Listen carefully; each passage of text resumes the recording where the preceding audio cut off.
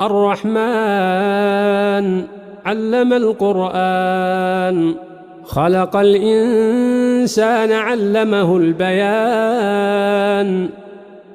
الشمس والقمر بحسبان والنجم والشجر يسجدان والسماء رفعها ووضع الميزان ألا تطغوا في الميزان وأقيموا الوزن بالقسط ولا تخسروا الميزان والأرض وضعها للأنام